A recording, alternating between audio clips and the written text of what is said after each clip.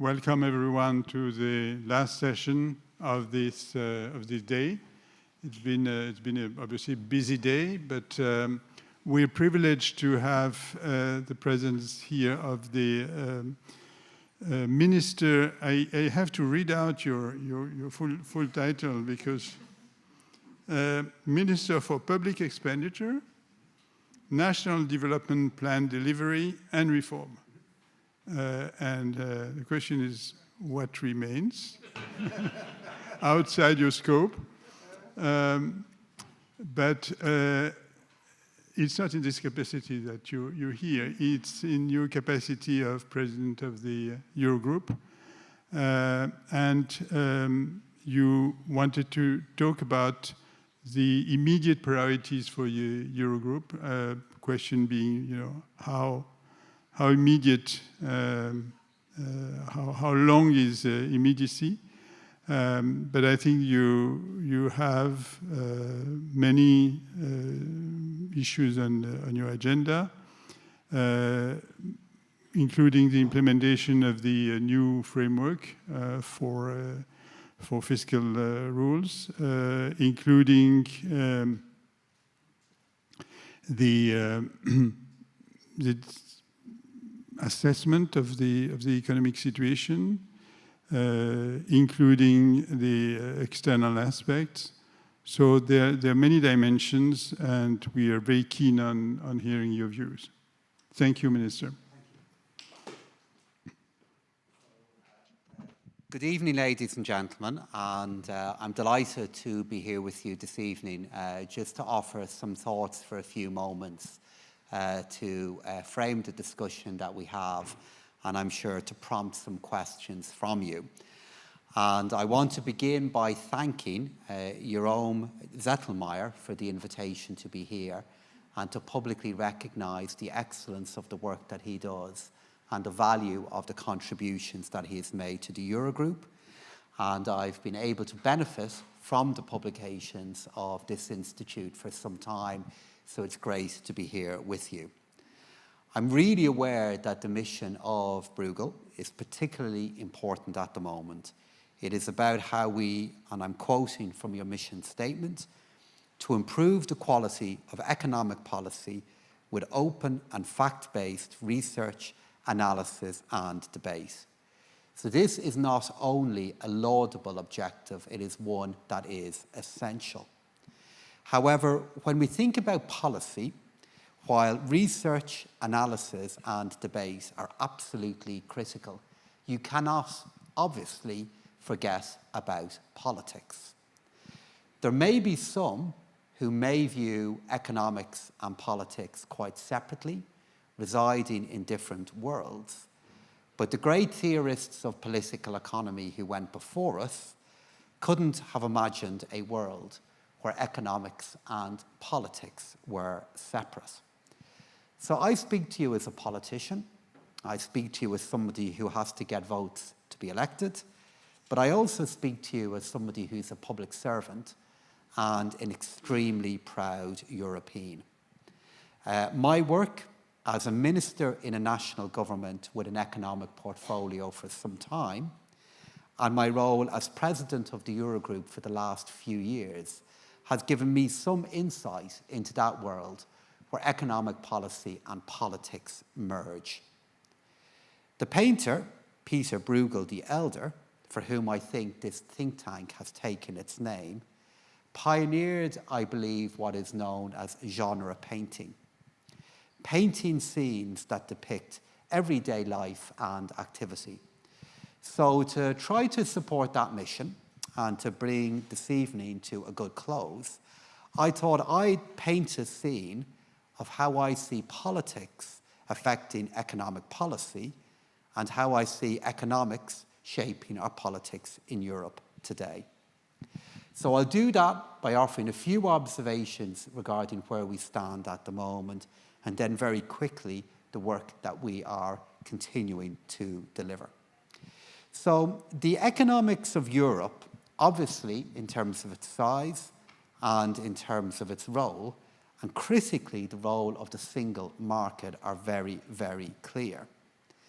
All of these factors are essential for supporting investment in innovation, and they're a necessity for economic stability and for growth. But why should we care about the politics of economic policy? Well, the obvious but still important point to make is that the question and the question that is asked at the ballot box and then the answer that is delivered, and we're bearing witness to all of this at a time of big change, has such a profound effect on economic decisions that are made. And this is particularly pertinent for the collective governance of economic and monetary union and the euro, what has been described by some as a currency without a state. So I believe we have to make the political case for Europe, and the political case indeed for cooperation within a single currency zone, which is the essence of economic policy inside that zone. The union is all of our futures, and I believe the union at its heart, when we're at our best, is a union of possibility and of opportunity. But neither economics nor the exercise of raw power will in and of themselves, in the long run, drive deeper integration and greater prosperity for all of us. The European ideal is rooted in the sharing of sovereignty. And the sharing of sovereignty at a practical level requires the following. It requires consent, it requires cooperation, and it requires compromise. And our strength is in how we pull all of this together. And we can only advance when we have a common view on these matters. So this is a great year indeed to address the issue of political consent. It's the year of elections. It can lead to turbulence, it can lead to change, but it's a powerful reminder of consent to govern and the role that it plays. And in addition to consent, elections most clearly offer the opportunities for politicians to outline how politics can respond to the many challenges we face and to the needs of citizens. But within Europe, to maintain that consent, we need our second ingredient of cooperation. And from where I sit, some of our most major economic challenges, including climate, digital, and of course security, are enormous. And the politics of all of this is diffuse and extremely complex. But collective action and cooperation, particularly in a European context, are the solution to these kind of challenges, these transitions, and unfortunately these threats.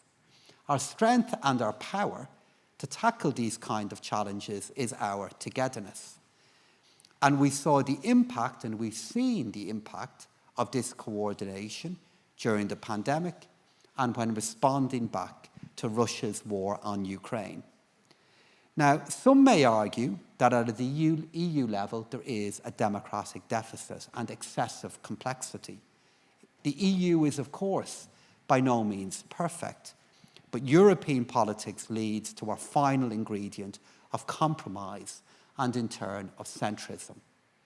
Look at the future of democracy. The excellent book by Moises Naim on the revenge of power concentrates and summarizes really well the three themes we face. The P's of populism, polarization, and post-truths, which combined together, he argues, has infected politics to undermine democratic cooperation. So as politics increasingly shapes our economic policy, we have to resist the tendency to turn inwards.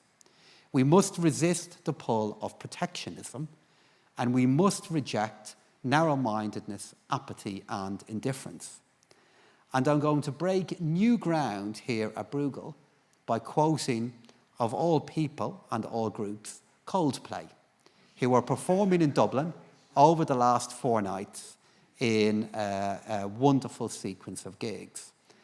And in one of their best songs, Chris Martin asks, am I part of the cure or am I part of the disease? And this is the point we have to address when convincing our electorates of the work that we're doing. Asking, are we making the case for openness, for tolerance, making the case for cooperation, and doing so in a way that's clear and firm. So that then leads to the work that we are doing at a European level. It leads to the C's of coordination, of competitiveness, of the work that we are doing in deepening our capital markets in Europe, with the final aim of delivering against the most important C, which is the work of our currency. This kind of coordination is vital to build a Europe of stability and growth. And I'm not talking about all the different acronyms that we've discussed today in terms of how we communicate it. It's the substance of how we work together to deliver stability and growth. And why do we need to do this? I don't need to remind you of what J.K. Galbraith described of the extreme brevity of financial memory, of the crises that have gone before, the need to avert them, and the need to point a better future. And this isn't easy. There are many competing demands. At our last Eurogroup meeting in July, we argued that after an extensive period of budgetary support, a contractionary fiscal stance for the euro area overall is needed. This is hard, but it's necessary work. Building on this, we need to continue with our efforts to deepen our competitiveness. We need to accompany this with our work on Capital Markets Union, our work on Capital Markets Union, which is focusing on the work of architecture of business and consumer, a set of priorities that all ministers agreed to, with a set of recommendations arguing that the next Commission can make faster progress upon. We'll do this in a global economy that's facing many challenges, with political tensions that we are so aware of, with policies that don't come from the market, that are influencing our world and influencing the operation of really important parts of our economy. My work, our work, is to ensure sound and sustainable public finances, inclusive economic growth, and continue our work on how we can better fund growth to lead to resilience in a changing world. For me, our currency is a symbol of sovereignty, but very practical sovereignty. Sovereignty that's shared, sovereignty that's in your wallet, sovereignty that may be in your digital wallet at one point in the future. And that is why the work regarding how this currency is supported and how it's developed is so important. So we have lots to do, a big work programme that lies ahead. And to summarise very briefly my final points, it's all of the different C's. With the consent of our citizens, with cooperation across countries, with compromise and an awareness of the value of centrist politics, we can deliver better coordination to in turn deliver better competitiveness, to allow us to deliver better living standards for those we lead and for those we represent. It's through those kind of achievements that the art of the possible becomes a reality. So whether you're a painter like Bruegel, a musician like Coldplay, whether you're an economist, a researcher, a policymaker or a politician, let's embrace our togetherness and make progress on these challenges. Thank you.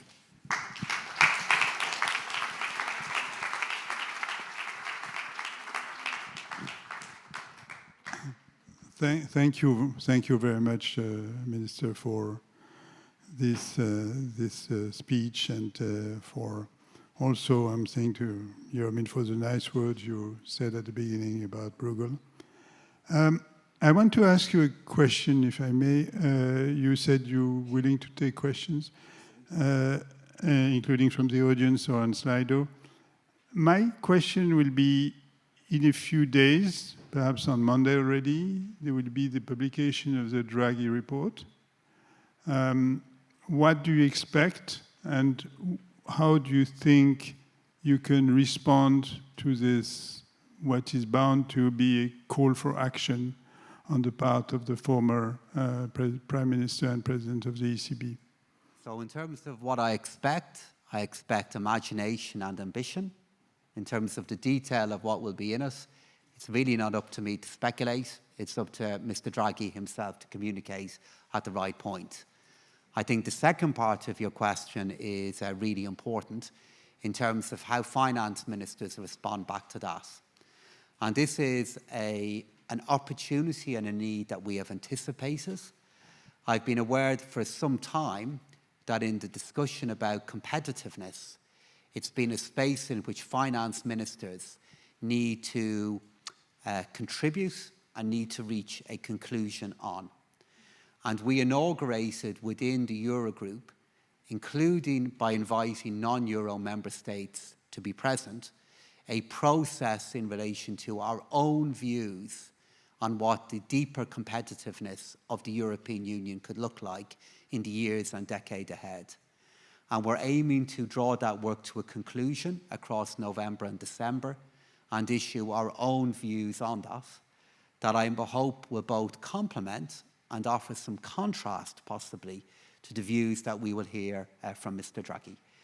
So that work is underway, and I complimented Jerome earlier on, but he wasn't here when he came in, which makes the compliment particularly genuine, just to acknowledge really the great contribution he made to that work when he gave a really insightful presentation regarding the relationship between energy policy and competitiveness of Europe.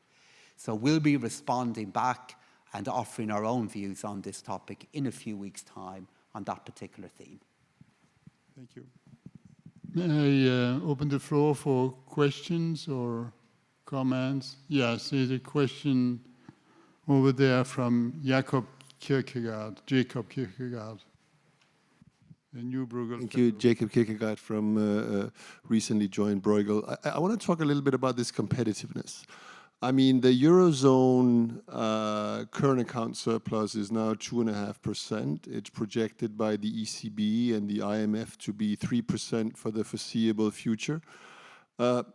Why does Europe have a competitiveness problem, quite frankly? Why are we so obsessed about this issue? Shouldn't we rather be focused on addressing some of the more pressing issues that this today has also been focused on, the green transition and other things? Why is this fetish about competitiveness given where we are on our external balance? Thank you. So it's a long time since I've heard competitiveness and fetish in the same sentence, but well, be that as it may, but it's a great question, because underpinning all of that is a recognition, actually, that our current performance deserves recognition. And there's much about that current performance, which your question excellently summarizes, that shows that we are performing okay to well.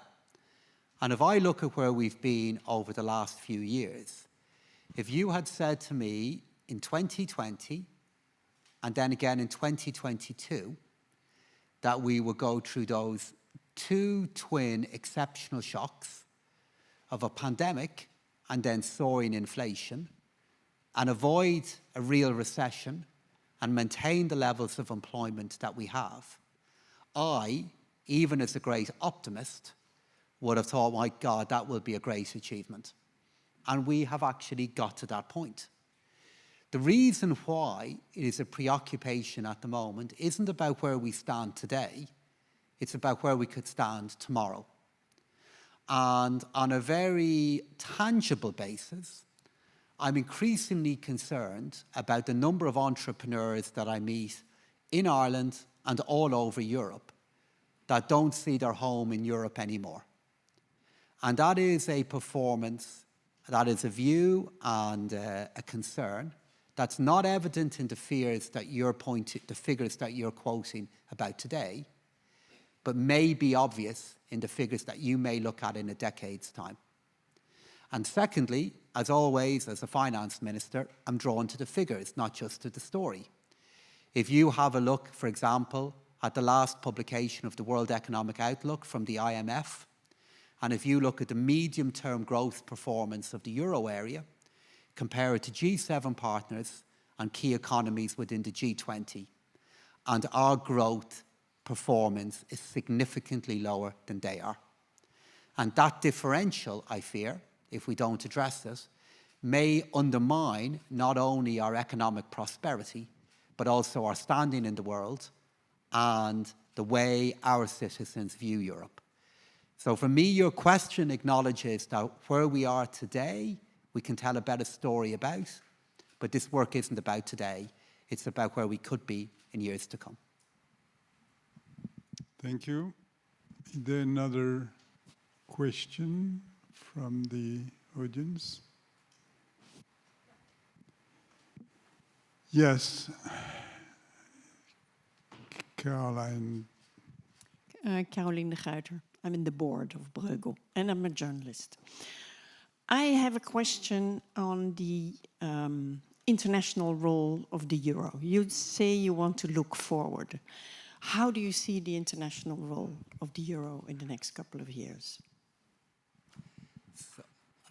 So there are three elements that I will point to that will be important for further securing the international role of the euro.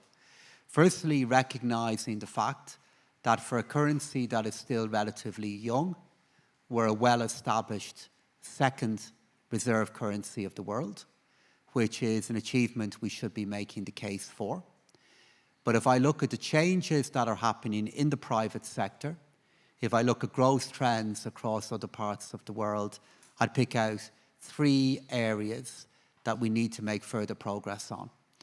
Firstly, and this is a long-standing and difficult area, but an area that I think its time has come, maybe again, but needs more urgency, is the scale and operation of our capital markets, which for the first time in a number of years, I see been identified by ministers for finance as an area they acknowledge we need to do more on.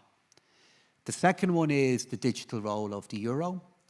And while I know this is an area that incites intense debate, I am convinced that even if we don't see developments from CBDCs elsewhere, we are going to see developments within the private sector that will mean it will be really important for our currency to continue to have the means of transmitting its economic policy to its citizens. And I believe getting that pillar in place well, but we'll have to win the political argument for us, is a big part of that international role. And then finally, I'd go back to the area that your colleague raised with me a moment ago, which is competitiveness and growth. And I know they're two different things, but I'll bundle them together in the interest of time. We need to be growing into the medium term. Our currency is a reflection of many things, but one of the things the value is a reflection of is how the world thinks we'll grow not only now and in the future. And we need to do better in that future performance to secure that role of our currency in the world stage. It's not academic, it's not abstract, it's about our living standards. And we need to recognize what we've achieved, but how we'll need to do more in the world in the time ahead. Thank you. If I may go a little bit further on the same topic. At the time of the financial crisis, the Fed provided swap lines in dollars to several other central banks in the world, which the ECB did not. Or the ECB most probably did not do it because it couldn't be backed by a treasury. And that's probably an impediment to the development of the euro as an international currency. Do you see something to be discussed there, or do you think it's a non-problem? God, there's an awful lot in that question. And if I identify, I think, your key point there, which is the US has a central treasury that engages with its central bank, whereas here in Europe we have a very different situation. I think is the core of your argument there. So do I see us evolving to a federal treasury system within the European Union? Not in the period of time in which I'm thinking ahead for. The conduct of economic policy at a national level also continues to be a vital way of how we organise the European Union and vital in how we maintain the consent from our citizens for decisions in relation to expenditure and the spending of their money. So do I see us evolving to a single treasury at some point and a single finance minister for the European Union? In truth, for as far as I can see, I don't. Do I see two other things happening, though, that will be important for how we conduct fiscal policy within the euro area? Firstly, do I see our willingness to try to coordinate fiscal policy? Do I see that trying to grow in the time ahead? I do. I have seen a shift change in the tone within the Eurogroup on this topic since 2017. And I believe there are economic reasons why that will continue to grow. Obviously, we need to maintain the political consent to do that. And then secondly, of course, what has happened with Next Generation EU, regardless of whether you want to describe it as a Hamilton moment or not, it was obviously a very big moment. And proving that that has worked, showing the impact that that has had on a single currency zone, is an essential ingredient to any discussion we're going to have in the future regarding new economic instruments. That, I think, is going to be a big part in the debate regarding the next EU budget. Thank you very much. I think on that note, I would wish to close and thank you again for your words and your answer to our questions.